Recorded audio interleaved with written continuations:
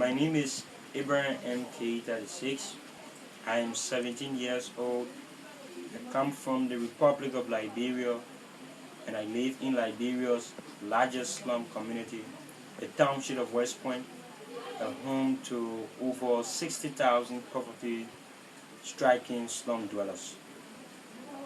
The nomination for the 2015 International Children's Peace Prize is something I can't imagine.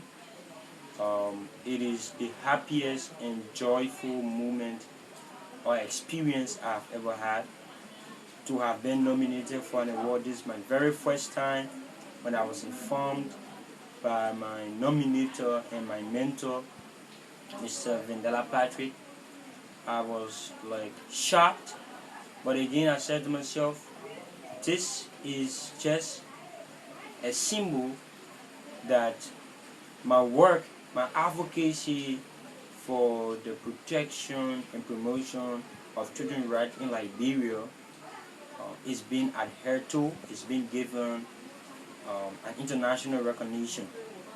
And the nomination serves as a pedestal of encouragement.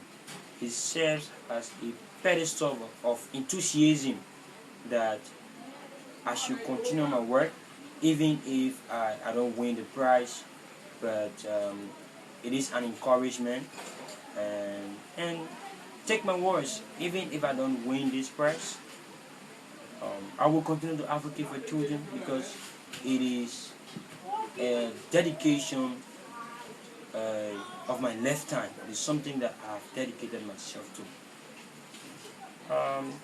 The children's rights in my country are violated, exploited, and abused on a daily basis. Can you imagine a country from 14 years of civil war, 14 years of civil mayhem, where over 250,000 lives were taken, and majority of whom were children, yet children are still suffering under the watchful eyes of a Nobel Peace Laureate, Her Excellency Madam Ellen Johnson Sirleaf, our dynamic president. This is the condition that children are living in, and it is unspeakable. Children are arbitrarily killed. They are intentionally killed by people in government and by private individuals. And justice is not an agenda of the government here in Liberia. Children are killed, our sisters are raped, boys are sodomized, ritualistic killing by people in government, people who want to seek political power. They use children for ritualistic purposes to achieve their selfish political agenda. Liberia, a country headed by a lady who is being trusted, who has the full trust of the international community. All of these things are happening. This is no difference from the 14 years of civil war. The only difference is the silence of the guns. But everything that occurred during the civil war is occurring now. In fact, I don't want to wholly agree that guns are silent in Liberia. When you have on the 20th of August 2014, a 16-year-old boy was shot and gunned down, killed in cold blood by government forces, the Liberian military. And children of Liberia, the children of Liberia are yet to receive justice.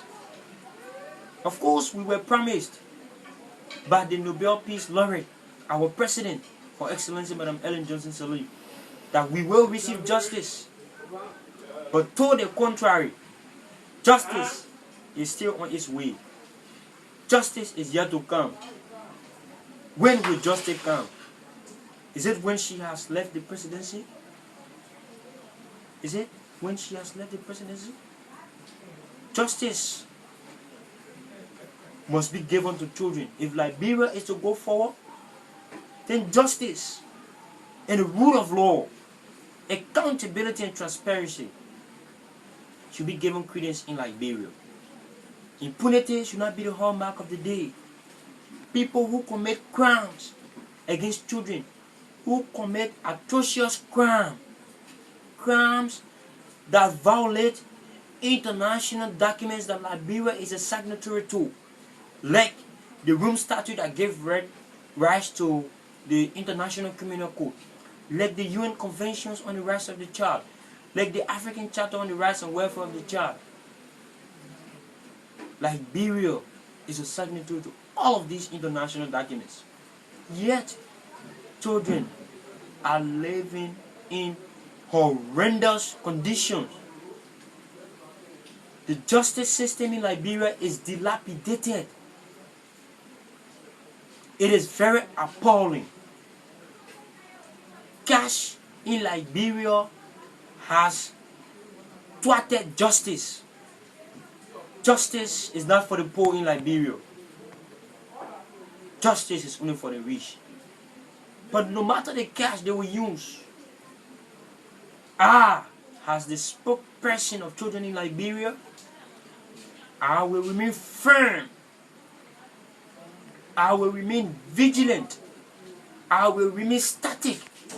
I will remain unwavering to ensure that Liberia becomes a country where the rights of children are respected and promoted, where opportunities are provided for children. This is the hope and faith that I work with. To improve the situation of children in my country, I create series of programs and projects.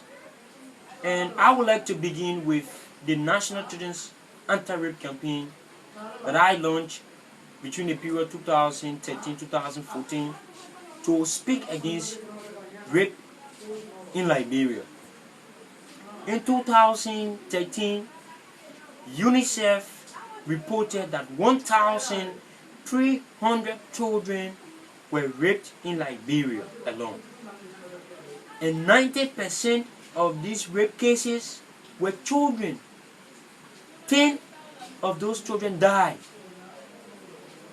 The families of those children are yet to receive justice under the regime